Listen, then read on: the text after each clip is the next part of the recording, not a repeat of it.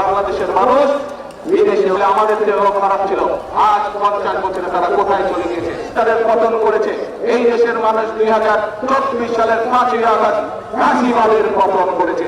আগে এই দেশের মানুষ আবারও নিজের দেশকে গড়ে তুলতে প্রতিশ্রুতিবদ্ধ।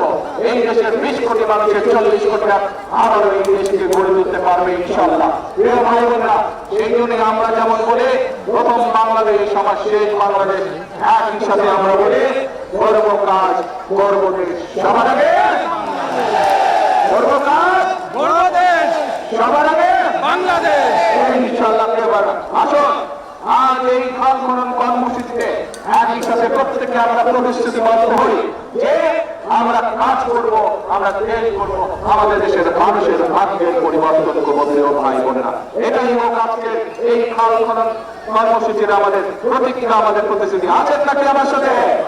কারা আছেন আমার সাথে? ধন্যবাদ। আমার এবার দেশের উপরে মানুষগুলো ইনশাআল্লাহ আছেন আমার সাথে ইনশাআল্লাহ। এখন প্রিয় ভাই বোনেরা, এই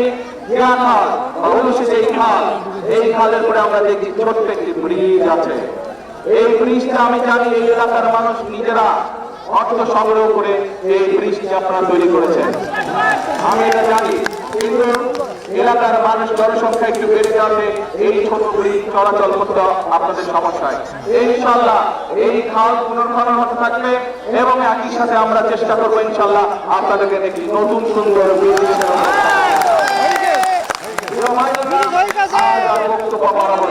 এখন হচ্ছে বক্তব্যের সময় না, এখন হচ্ছে দেশ গঠনের সময়।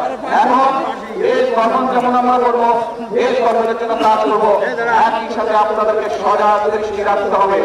যারা বিভ্রান্তির রাজনীতি করছে, যারা জনগণের কর্মসূচি, খাল খনন কর্মসূচি, ফ্যামিলি কার্ড, কৃষক কার্ড, মানুষের ঘরে ঘরে ডাক্তার বা স্বাস্থ্য সেবা কর্মী পৌঁছে দেওয়া, স্বাস্থ্য শিক্ষা সুবিধা পৌঁছে দেওয়া, এই কর্মসূচিগুলোকে যারা বাধাগ্রস্ত করছে প্রিয় ভাই বোনেরা, তাদের বিরুদ্ধে সজাগ থাকতে হবে। আমরা দেখেছি বিভিন্ন সময় অতীতে তাদের বিভিন্ন কর্মকাণ্ড, আগে সেই জিনিসটা মাথায় রাখবেন। কিন্তু আমাদেরকে থাকবেন, আপনারা সতর্ক থাকলে, দেশের মানুষ সতর্ক থাকলে ইনশাআল্লাহ যেই সরকারকে আপনারা নির্বাচিত করেছেন, বাংলাদেশের মানুষ এই সরকারকে নির্বাচিত করেছে, ইনশাআল্লাহ সেই সরকার এই দেশের মানুষের জনকল্যাণে যা যা কর্মসূচি প্রয়োজন পর্যায়ক্রমিকভাবে সকল কর্মসূচি ইনশাআল্লাহ বাস্তবায়ন করবে। আজ এই পর্যন্ত ইনশাআল্লাহ এই খাল যেদিন পুনর্খনন শেষ হবে আবারও আপনাদের সামনে ফিরে আসবো, আবারও আপনাদের সামনে ফিরে আসবো। এইটুকু বলে বিদায় নিচ্ছে আপনাদের কাছ থেকে।